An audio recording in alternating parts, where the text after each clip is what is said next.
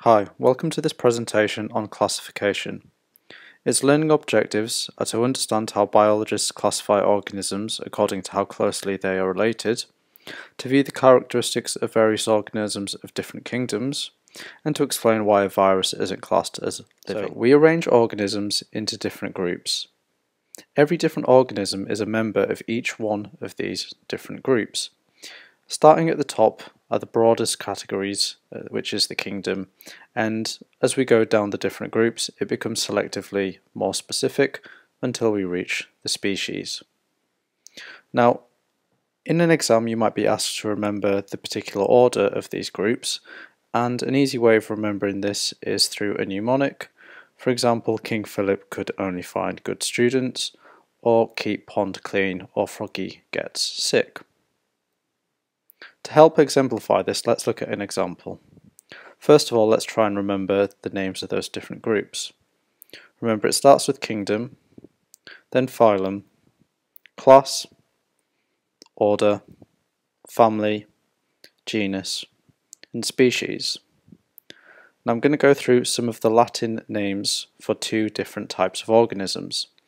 The reason that Latin is used is because it's no longer used by any particular country, so it's classified as an international language, which means that it's there for scientists to communicate across different countries. So in this case, we've got an organism that belongs to the animal kingdom. It's a chordata, which means it's got a backbone. It belongs to the mammal class. It's a carnivore. Felidae, which is where the word feline comes from. Its genus is Panthera, and its species is Leo.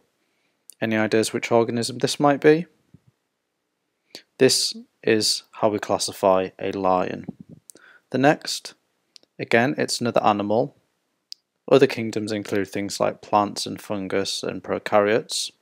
This time it doesn't have a backbone, it's an arthropod. So arthropods tend to have their skeletons on the outside of their bodies.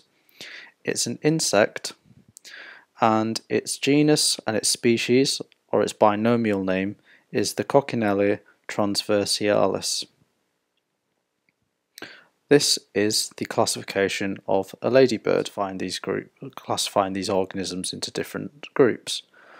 Well, as a natural historian, it might be interesting to find out how the animals are closely related and whether they've got similar evolutionary ancestors. This allows us to compare and differentiate between the different types of animals. Also remember, we tend to use Latin for these names because Latin is classified as an international language, which is fair for scientists from all over the world. So let's look at those in a little bit more detail. Start off with the most familiar, the animal kingdom. They're multicellular. This means they're made of more than one cell. They're not like plants, so they don't have cell walls or chlorophyll. Remember, chlorophyll are the green little discs which are found inside plant cells which absorb light. So this means they're not photosynthetic, they're heterotrophic, which means they eat other organisms rather than make their own food. For example, they might eat dead animals or dead plants. The plant kingdom is also multicellular, meaning it's made of lots of different cells. They do have cell walls because they have to stay quite strong in order to support the intake of water. They have chlorophyll, so they can photosynthesize, and this means they're autotrophic.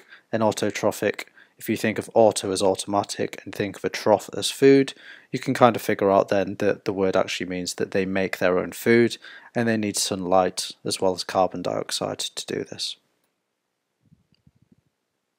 Quite similar to the plants are fungi. Fungi also have cell walls and they're multicellular. However, they don't have chlorophyll, which suggests that they don't create their own food through photosynthesis. Instead, they're saprophytic and they're parasites. So they may grow at the base of a tree, and saprophytic means that they release their digestive enzymes, they digest food around them, and they absorb this food from an external environment into themselves.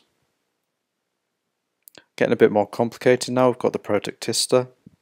Protoctista are unicellular organisms. There's a wide range of them, and they always have a nucleus. Some examples are algae and amoebas. Prokaryotes are also unicellular organisms. An example of a prokaryote is a bacteria, and they don't have a nucleus. Something you may wish to do in order to help you revise is look through the book and then draw a table similar to this. In this column we've got the different characteristics which we can use to identify members of the different kingdoms. You then go through each column and say what the particular organisms from the particular kingdom have got by a tick, and then maybe put a cross if they don't have this. So for example, an animal is multicellular, put a cross to show it isn't unicellular, they do have a nucleus, they don't have a cell wall, and then go through each column until you write an example. We're going to look at some examples now of different cells.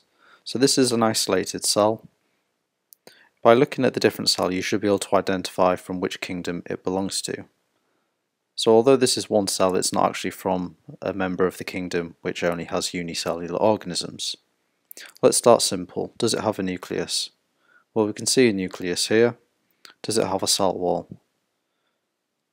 There's no label indicating that this is a cell wall. So based on this evidence that it's got a nucleus and no cell wall, I'm going to say this is an animal cell. Here we've got another picture of a cell. This time it does have a cell wall, it does have a nucleus. So which different organisms have cell walls? Plants, fungus, and some prokaryotes. Well, it's got a nucleus, so it can't be a prokaryote, and if it was in the plant kingdom, we'd expect it to have some chlorophyll. Well, I can't see any evidence which suggests that this cell has chlorophyll, so this is from the fungi kingdom. Here we've got another cell. This time we can see it doesn't have a nucleus, instead its DNA is in a plasmid form, or it's floating around in the cytoplasm in a single loop form. This thick area and the two different lines, the two different layers there, suggest that there's a membrane but a cell wall also. So what kind of organism has got a cell wall but no nucleus? So this is a picture of a bacteria, and the bacteria belongs to the prokaryote kingdom.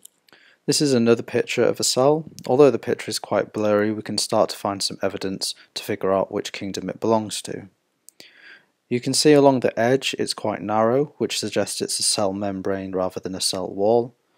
From the edge there are lots of extensions. These are probably used to sense its surrounding area. That to me suggests that it's a unicellular organism. It's also got this darkened area here, and this darkened area indicates the cell has a nucleus. So what organism is unicellular and has a nucleus?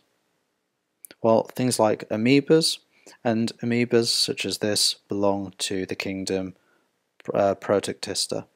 Here we have a number of cells. Notice the colour, that they are green, and they also have walls dividing them. They're a squarish shape and they're full of little green discs which are used to create their own food, so they're autotrophic. So what kind of cells are these from? Well, these are plant cells and they belong to the plant kingdom. Here are some pictures of more Protoctistas. Notice how they all have membranes and they've all got a nucleus in the centre, and they're single cell organisms, so sometimes they've got protrusions from them which allow them to sense their area, or they've got flagella to help them move around. Finally, why are viruses not classified in any of the kingdoms? Well, we don't think of viruses as being living things, and that is because they're not made of cells. If we look at this picture of a virus, we can see simply that it's made up of a protein capsule. Inside there is some DNA and a rod and a tail, so it can penetrate other living cells. So to summarise what we've gone over, we've looked at how biologists classify organisms according to how closely related they are. We looked at the organisms of the 5 different kingdoms, and we've explained why viruses aren't classed as living.